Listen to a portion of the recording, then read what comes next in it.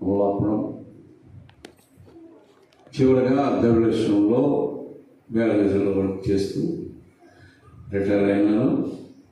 దేవుని సేవకులు ఎక్కడికి వెళ్ళమంటే అక్కడికి వెళ్ళి దేవుని యొక్క మాటలు చెప్పడానికి ప్రభువు నాకు ఇచ్చిన సమయం. తరుణమును బట్టి నేను ప్రభువును స్తుతించుకుంటూ ఉన్నాను.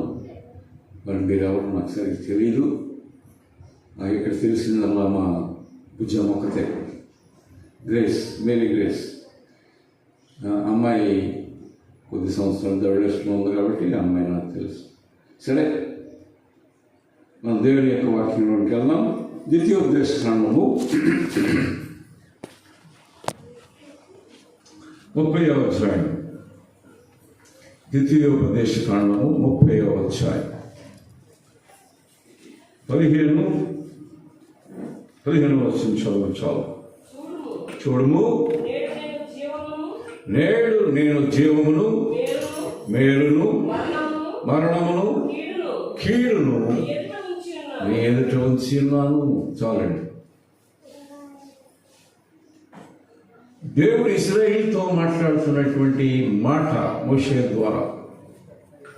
ఇశ్రాయేలీయులు 430 సంవత్సరములు ఐగుప్తు చెరలో ఉన్నప్పుడు వారి యొక్క మొరను విని వారిని దేవుడు వారు చేస్తున్నటువంటి బానిసత్వమును చూచి దేవుని సేవకుడైనటువంటి మోషేను పంపించి వారిని విడిపించి వాగ్దాత దేశమైనటువంటి కనాను ప్రాంతములకు తీసుకొని వస్తున్నప్పుడు మార్గమధ్యంలో ఇశ్రాయేలీయులతో మాట్లాడినటువంటి మాట ఇది.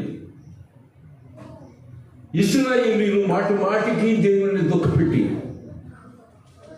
దేవుని ఆయాసపరుస్తూ దేవుని మీద తిరుగుబాటు చేస్తూ వారి ప్రయాణం కొనసాగిస్తూ ఉన్నారు. మార్గమధ్యంలో వారు దేవుడు అనేకమైన కార్యాలు వారి పట్ల చేశారు. ఆహారం లేదంటే ఆహారం ఇచ్చినారు, నీళ్లు లేవంటే నీళ్లు ఇచ్చినారు, ఇంకా ఎన్నో అద్భుతాలు చేశారు ప్రభు వారి పట్ల. ఆ మేలు అనుభవించి వెంటనే మళ్ళీ దేవుని మీద తిరుగుబాటు చేసేవారు.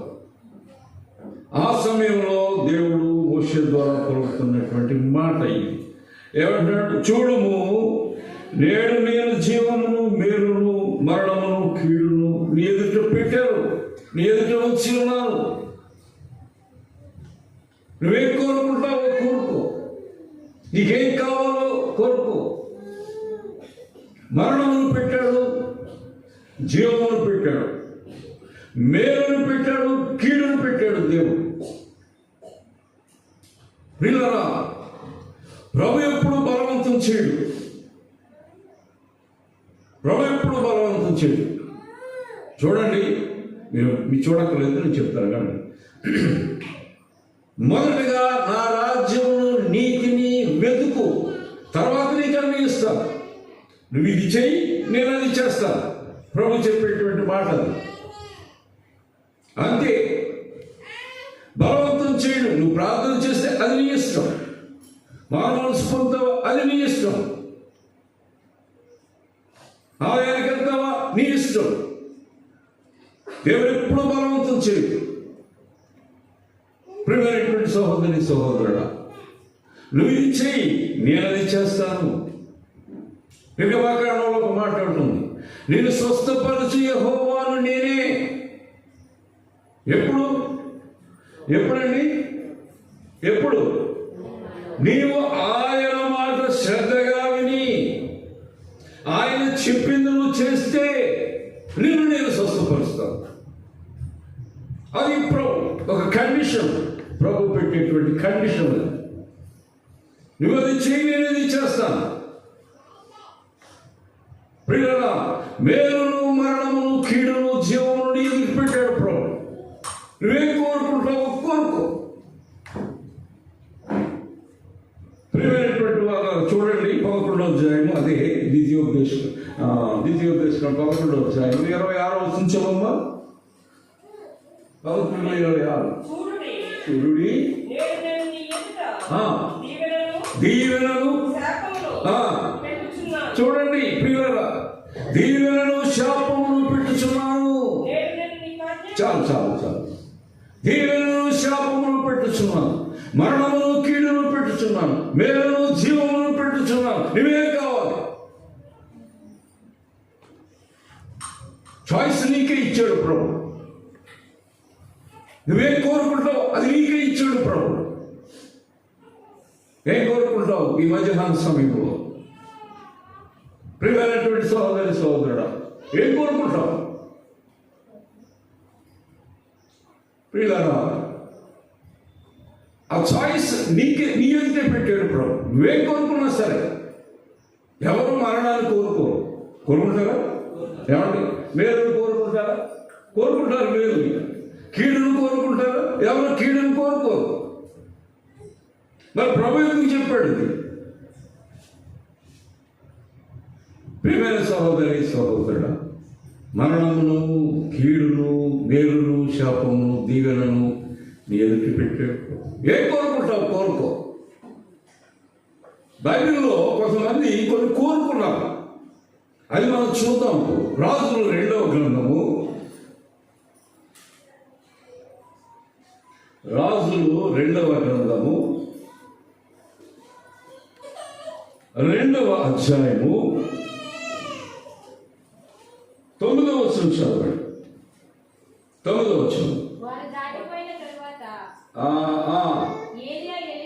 ఏలియా ఎలీషాను చూచి, నేను నీ యొద్ద నుండి తీయబడక మునుపు నీ కొరకు నేను ఏమి చేయో కోరుద్దో దానిని అడుగుమని చెప్పగా, చూడండి పిల్లరా, ఏలియా ఎలీషాను అడుగుతూ ఉన్నాడు. ఏలియా ప్రవక్త, దేవుని ప్రవక్త.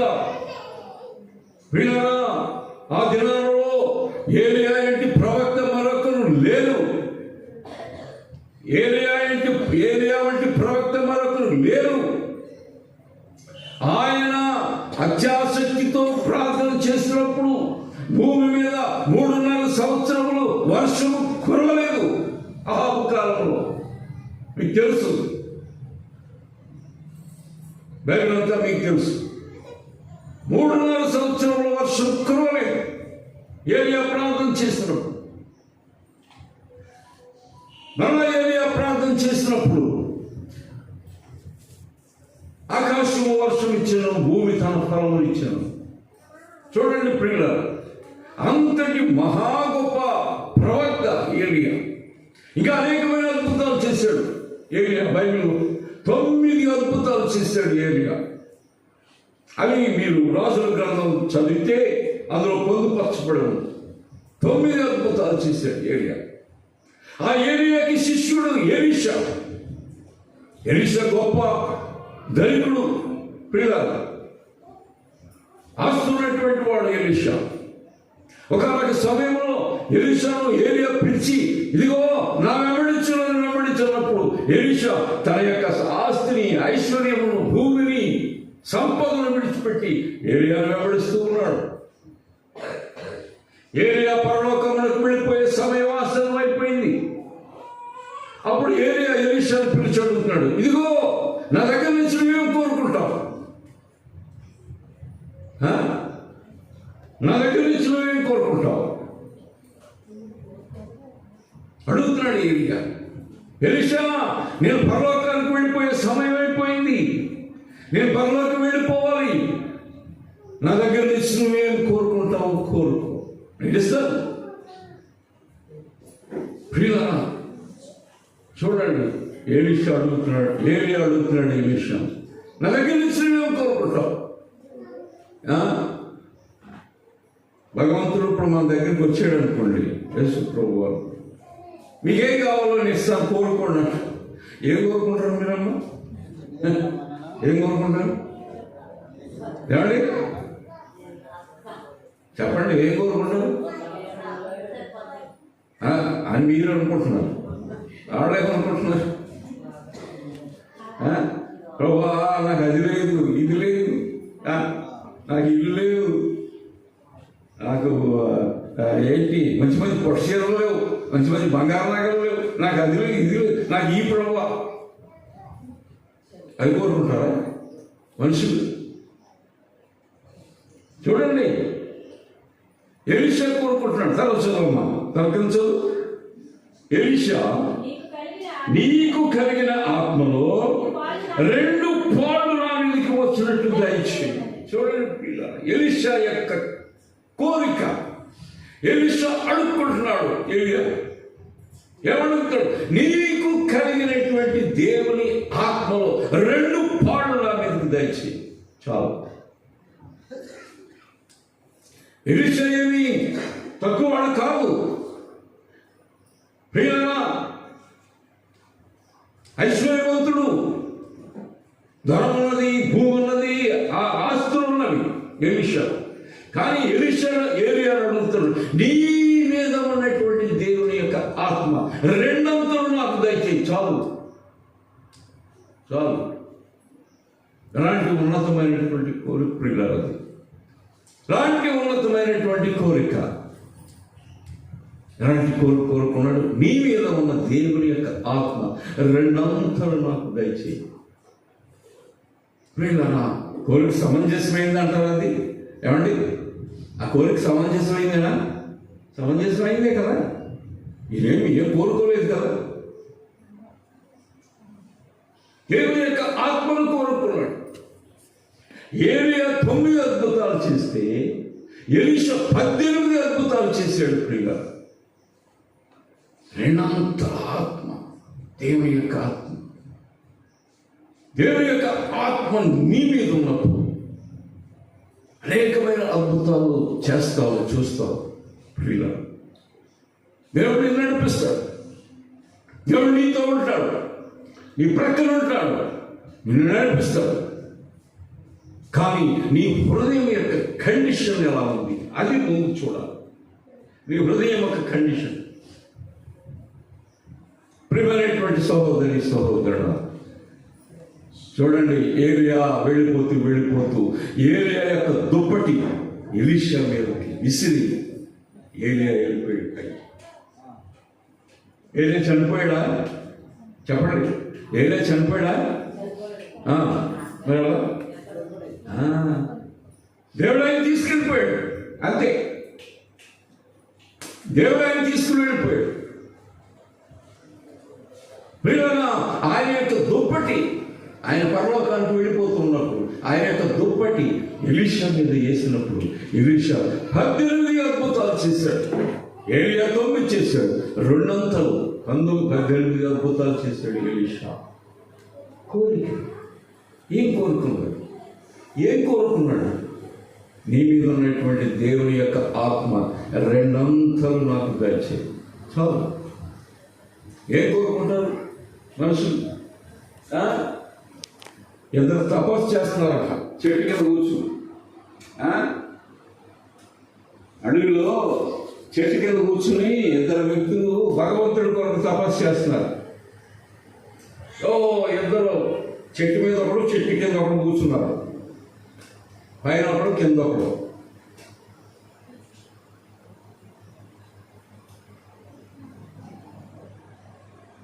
కూర్చున్నాయి. చెట్టు మీద ఒకడు, చెట్టు కింద ఒకడు తపస్సు చేస్తున్నారట. అలాగే కొన్ని నెలలో, రోజులు ఎన్నో చేశారు. భగవంతుడు ప్రత్యక్షమయ్యాడు వాళ్ళిద్దరికి. చెట్టు కింద అడిగాడు, అబ్బాయి, నీ తపస్సుకు నేను వచ్చాను, నీకేం కావాలని కోరుకోవాలన్నా. భగవంతుడు కింద కూర్చున్నాడు. అయ్యా, నేను కోరుకుంటాను. సరే, చెట్టు మీద ఒక ఆయన చేస్తున్నాడు, ముందు ఆయన అడగండి ఆయనకి ఏం కావాలో. ఆయన ఏం కోరుకుంటాడు అడగండి. సరే, భగవంతుడు ఏం చేస్తాడు? ఈయన విడిచిపెట్టి ఆయన వెళ్ళిపోయాడు. ఇంతకీ విషయం ఏంటి? వీళ్ళిద్దరికి పడదు.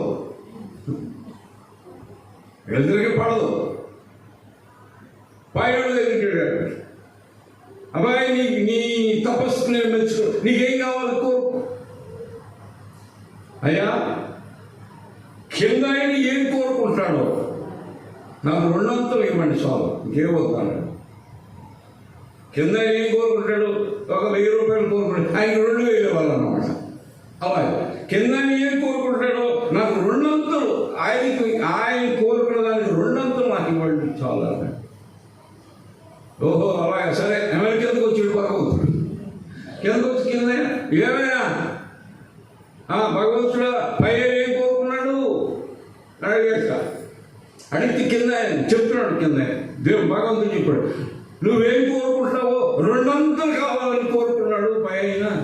సరే ఇంతకీ నీకేం కావాలంటున్నాడు? నాకు కళ్ళు తీసేయన్నాడు. ఏమన్నాడు? నాకు కళ్ళు తీసే భగవంతుడు అంట. వీడికి కళ్ళు తీసిస్తే పైవాడు 2 కళ్ళు. అలాంటి కోరిక కాదు కోరుకున్నాడు ఎలీషా. ఏం కోరుకున్నాడు? నీ మీద ఉన్నటువంటి 2 అంతల ఆత్మ నాకు దయచేయించావు. కేవలం ఎలీషా యొక్క కోరిక. ఏలియా ఆయన మీద దుప్పటి విసిరినప్పుడు ఆ దుప్పటి ద్వారా ఎర్ర సముద్రం పాయలు చేసి అవతలకు వెళ్ళిపోయాడు. ఆ దుప్పటితో నది మీద పట్టగానే నది 2గా విడిపోయి అందులోంచి ఎలీషా నడిచి వెళ్ళిపోయాడు. అద్భుతం, అద్భుతం కదండి. గ్రహింపులేని కోరికలు కోరవద్దు, గ్రహింపులేని కోరికలు కోరవద్దు, అత్యాసక్తితో కూడినటువంటి కోరికలు కోరవద్దు. దేవుణ్ణి, ప్రభువుని కొంతమంది అత్యాసక్తితో కోరుతా ఉంటారు. అది పనికిరాదు. దేవుడు నీకు ఎప్పుడు ఏమి ఎక్కడ ఇవ్వాలో ప్రభు తెలుసు, అప్పుడు ఇస్తాడు. ప్రియమైనటువంటి వాళ్ళ దేవుని కోరుకుంటాడు. జీవమును మేలును మరణమును కీడును నీ ఎదురు పెట్టారు, నువ్వేం కోరుకుంటావు? చూడండి, మరొక స్త్రీ అడుగుతుంది ప్రభుని. మత్తయి సువార్త 20వ అధ్యాయము 20వ వచనం చదువుమా. మత్తయి సువార్త 20వ అధ్యాయం 20వ వచనం. అప్పుడు జబదయి కుమారుడు తల్లి వచ్చి నమస్కారం చేసి ఒక మనవి చేయముగా నీవేమి కోరుచున్నావని ఆయన అడిగిన. చూడండి ప్రియులారా, ఒక స్త్రీ జబదయి కుమారుడు తల్లి.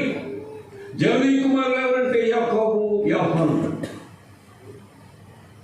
అక్కడ ఆమె పేరు వ్రాయబడలేదు బైబిల్లో, కానీ చరిత్రకారులు చెప్పింది ఏంటంటే ఆమె పేరు సలోమి. వారు చేపలు పట్టేటువంటి వారు, పెద్దవారు. చూడండి, ఆ స్త్రీ జబదయి కుమారుల తల్లి ఆయన దగ్గరికి వచ్చి నమస్కారం చేసి ఒక మనవి చేయబోతుంది. అయ్యా, ఇదిగో ఉదయమే నువ్వు శిష్యులతో మాట్లాడినావట, నేను పరలోకి వెళ్ళే సమయం అయిపోయింది, నన్ను యెరూషలేములో సిలువ వేసేస్తారు, నేను మరణిస్తాను, పాతిపెట్టబడతాను, 3వ దినాన్ని లేచి పరలోకి వెళ్ళిపోతాను, శిష్యులారా మీరందరూ జాగ్రత్తగా ఉండాలని చెప్పేవాళ్ళ శిష్యులకి, నీ శిష్యులకి.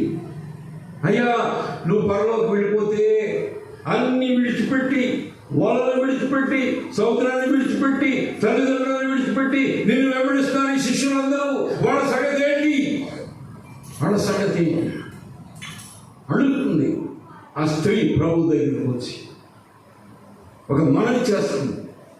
ఏంటో మనవి చూడమ్మ, చదవమ్మా.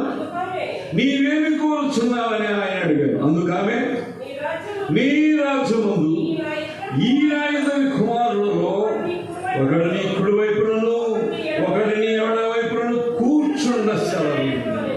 ఇలా చూస్తారండి, అతను ఏం కోరుకుంటుంది? నాకు 2 కుమారులు ఉన్నారు, మీకు తెలుసు ప్రభువా, యాకోబు, యోహానులు, మీకు తెలుసు. ఆ కుమారులలో ఒకరు పరలోక, మీరు పరలోకి వెళ్ళిపోయిన తర్వాత పరలోక రాజ్యంలో నీ కుడి వైపున ఒకరు, నీ ఎడమ వైపున ఒకరు కూర్చుండబెట్టుకో. నాకు చాలు, ఇంకేమొద్దు, ఇంకేమొద్దు. నా 2 కుమారులు నీ ఎడమ వైపున ఒకరు, కుడి వైపున ఒకరు కూర్చుండొస్తాను. చాలు ప్రభు, నా జీవితం ధన్యమైపోవాలి. నీవు నాకు బిడ్డలు ఇచ్చావు, ఈ బిడ్డలు నీ కొరకు నేను ఇస్తున్నాను ప్రభు, నీ కొరకు. పరలోక రాజ్యంలో నీ కుడి వైపున ఒకరు, ఎడమ వైపున ఒకరు కూర్చొని పెట్టుకో చాలు. అలాంటి ఉన్నతమైన కోరిక పిల్లలు చూసారా? బిడ్డల పట్ల తల్లిదండ్రులకు ఉన్నటువంటి కోరిక. మన బిడ్డలు ఉన్నారు, చదివించుకోవడం మంచిది, ఉన్నతమైన చదువులు చదివించడం మంచిది, వారు ఒక స్థితిలో ఉండడం మంచిది. కానీ ఆ పిల్లల పట్ల తల్లిదండ్రులు అనేటువంటి మనకు ఎలాంటి ఉద్దేశాలు ఉన్నాయో అది మనం ఒకసారి పరిశీలన చేసుకోవాలి.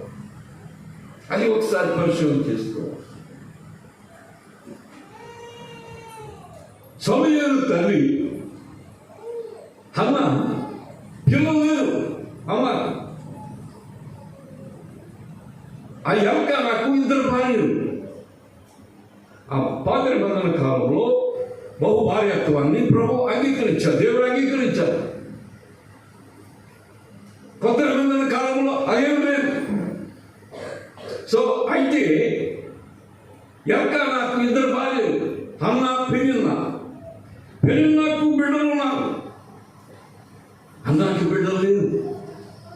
దేవుడు ఆమె గర్భాలు తెరవలేదు.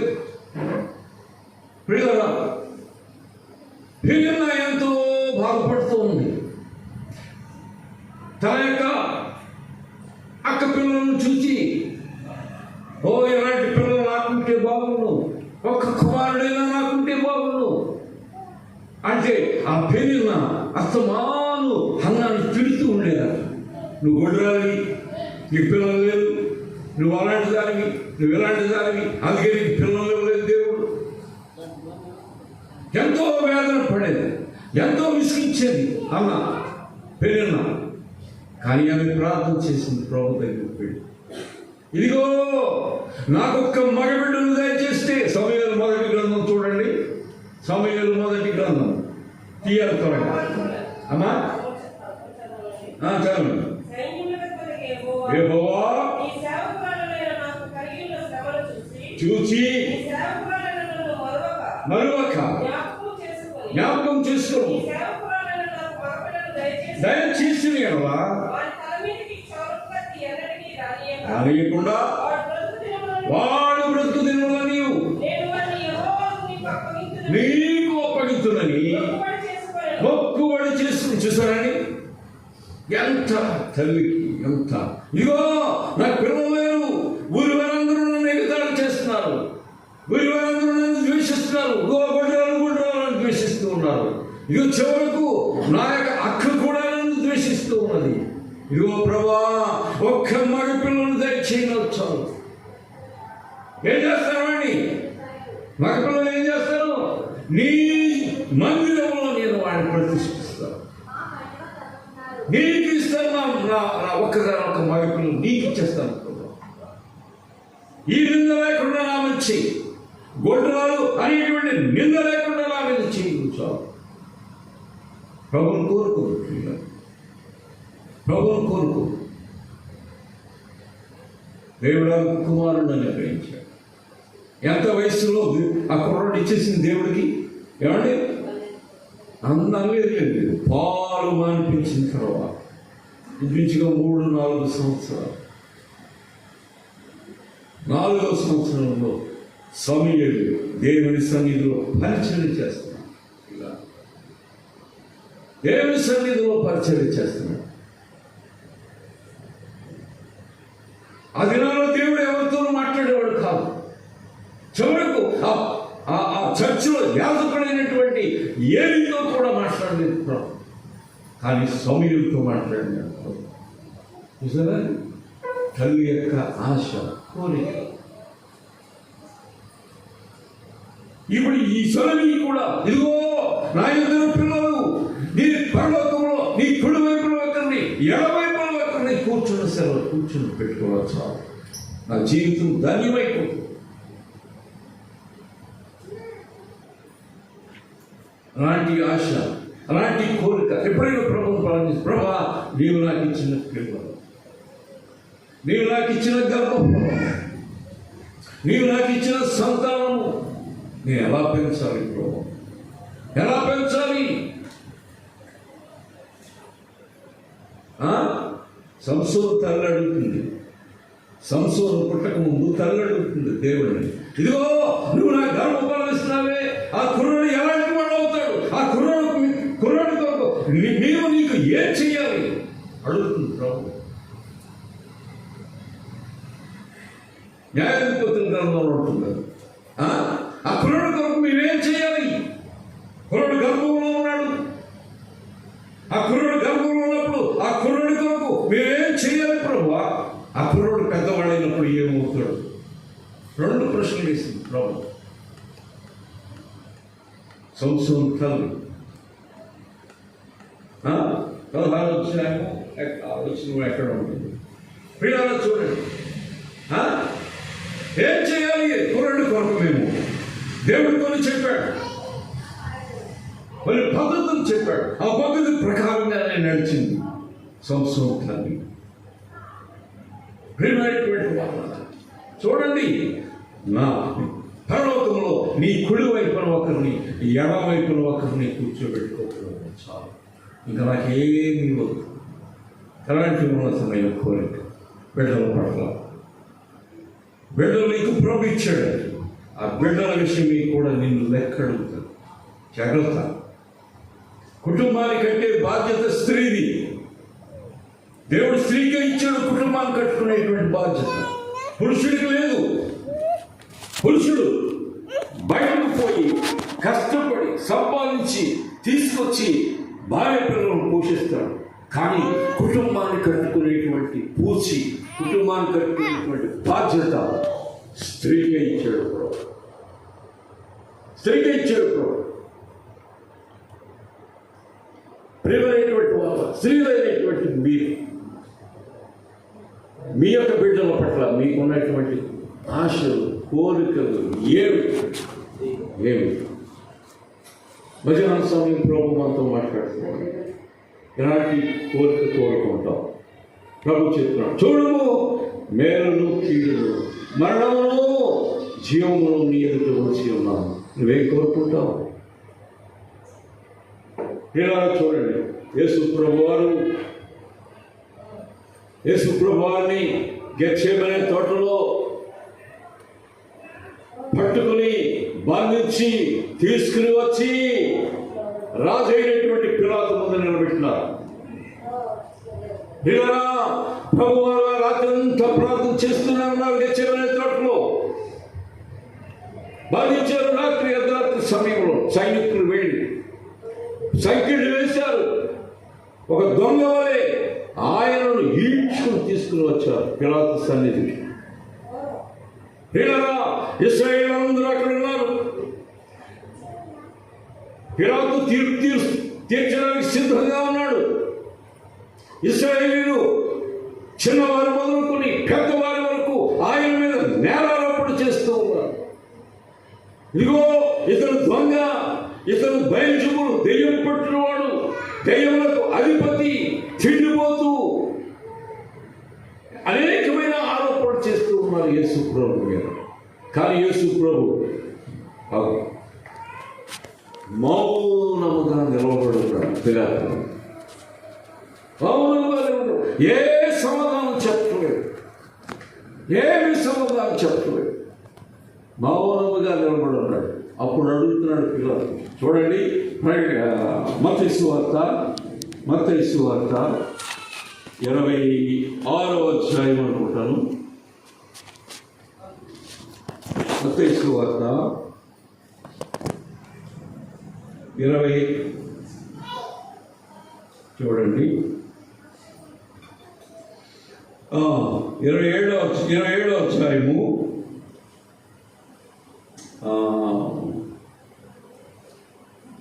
11వ వచనం. కాబట్టి పిలాతు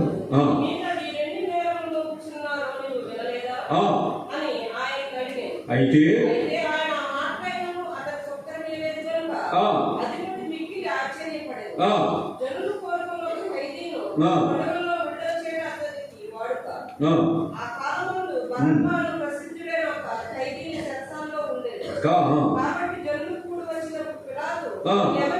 నేనెవరిని విడుదల చేయవలనని మీరు కోరుచున్నారు. ఒక నిమిషం, మీరెవరిని విడుదల చేయాలి? మీరెవరిని కోరుకుంటారు? కోరుకోండి. పిలాతునా, క్రీస్తునా? పిలాతునా, క్రీస్తునా? ఇదిగో ఈ యేసు క్రీస్తు ఎన్నో అద్భుతాలు చేస్తున్నాడు. ఆయన ఎంతో మందిని బ్రతికించినారు. మగవారు మాట్లాడినారు, చెవిటి వారు విన్నారు, కాళ్ళు లేని వారు నడిచినారు. అనేకమైన అద్భుతాలు ఆయన చేశాడు ఈ లోకంలో ఉన్నప్పుడు. ఇప్పుడు ఆయన బంధించుకుని తీసుకుని వచ్చి ఈయన సిలువేమో సిలువేమో అని మీరు కేకలు వేస్తున్నారే. ఆయన ఏం తప్పు చేశాడు? ఏం తప్పు చేశాడు ఆయన? సరే, ఎవరిని విడుదల చేయదు? బరబ్బా అనేటువంటి ఒకడు ఉన్నాడు. బరబ్బా అనేటువంటి వాడు అక్కడ ఉన్నాడు జైల్లో. ఆ దినాల్లో అతను బందిపోటు, దొంగ, తిరుగుబాటు, ప్రభుత్వం మీద తిరుగుబాటు చేసిన వాడు, నరహంతకుడు. అలాంటి దొంగ జైల్లో ఉన్నాడు. పిల్లలు అడుగుతాడు, ఇదిగో నేను ఎవరిని విడుదల చేయాలని మీరు కోరుకుంటున్నారు? బరబ్బా, క్రీస్తునా? ఎవరు విడుదల చేయాలి? బరబ్బా దొంగ. విడుదల చూసారండి, అడుగుతున్నాడు ఇలా, నేను ఎవరిని విడుదల చేయాలి? అనే నేరము చేయలేదు, మీరు నేరం మోపుతున్నారంతే. అది ఎలా చేశాడు, అలా చేశాడు అని నేరం మీరు మోపుతున్నారు తప్ప ఆయన ఏ తప్పు చేయలేదు. నాకు తెలుసు, ఏ తప్పు చేయలేదు. మరి ఎవరిని కోరుకుంటారు మీరు? ఎవరిని విడుదల చేయాలని కోరుకుంటున్నారు మీరు? వీళ్ళరా చూడండి, నేనే మార్గము, సత్యము, జీవము అయినటువంటి చెప్పిన ప్రభువుని విడిచిపెట్టేశారు. ఇదిగో ఆ జీవం మాకొద్దు, ఆ జీవం మాకొద్దు, మాకు మరణమే కావాలి. ఎవరైనా బరబ్బా, ఆ దొంగే కావాలి మాకు, ఆ నరహంతకుడే కావాలి, ఆ తిరుగుబడతాడే కావాలి. ఇదిగో క్రీస్తమైనటువంటి ఈ జీవం మాకు వద్దు. చదువు చూడండి, అక్కడ చెప్పబడి చూడు.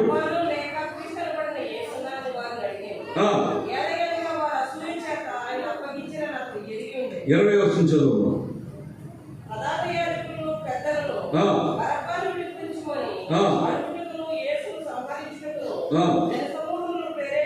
చూసారండి, మా బరబ్బే కావాలి, క్రీస్తు మాకొద్దు.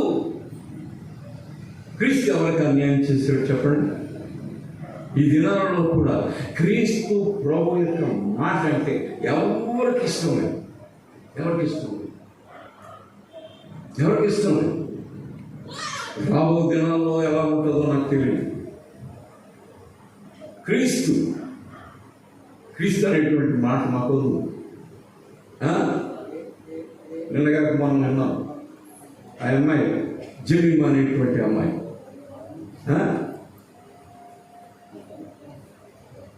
ఇండియా దేశాన్ని గెలిపించింది. ఆ అమ్మాయి అందరూ కలిసి ఆడారు ఆట, అందరూ కలిసి విజయం సాధించారు.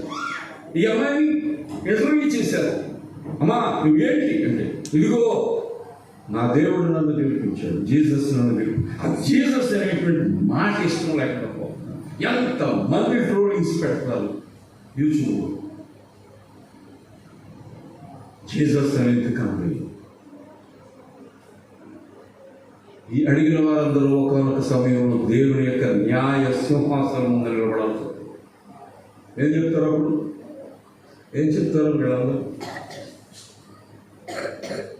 వీళ్ళందరూ క్రీస్తు అనేటువంటి మాట ఇష్టం ఉంటుంది. ఆయన మాకొద్దు. మాకున్నారు చాలా మంది. నేనే మార్గము, సత్యము, జీవము. ఈ జీవాన్ని ఇగో నేను మీకు ఇస్తానని చెప్తున్నాడు ప్రభు. అయితే ఈ జీవం మాకొద్దు అంటారు మనుషులు. ఈ జీవం మాకు అక్కర్లేదు, మేము మరణాన్నే మీకు కోరుకుంటాము. బైబిల్లో కొంతమంది ఉన్నారు మరణంతో నిబంధన చేసుకున్నారండి. యోగ గ్రంథంలో ఉంటుంది ఆ మాట. మరణంతో నిబంధన చేసుకున్నారు. నిబంధన ఏంటి? కొట్టేశారు. నువ్వే మాకు ఇష్టం, నేను మీ దగ్గరికి వస్తావు, మరణం, నిత్య జీవమైనటువంటి క్రీస్తు ప్రభు మాకు.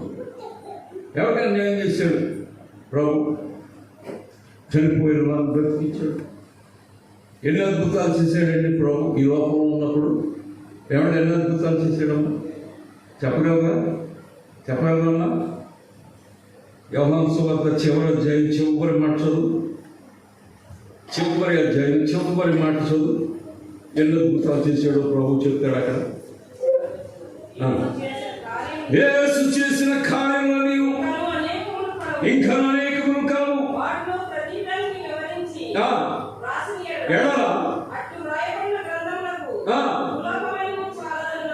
చూసారండి ఏంటంట?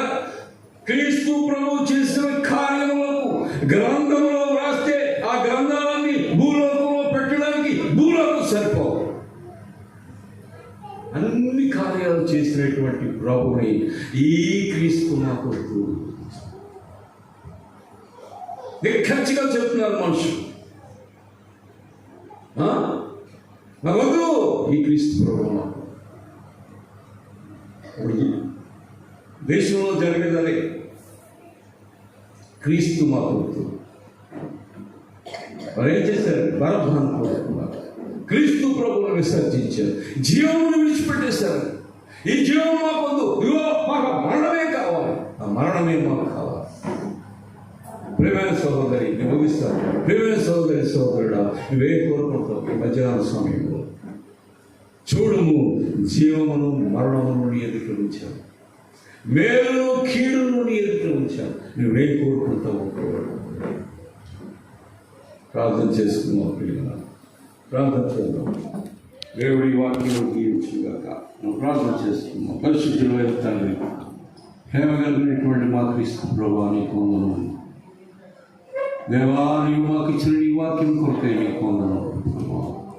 మేలును కీడును మా ఇంట్లో ఉంచినావు, మరణమును జీవమును మా ఇంట్లో ఉంచినావు.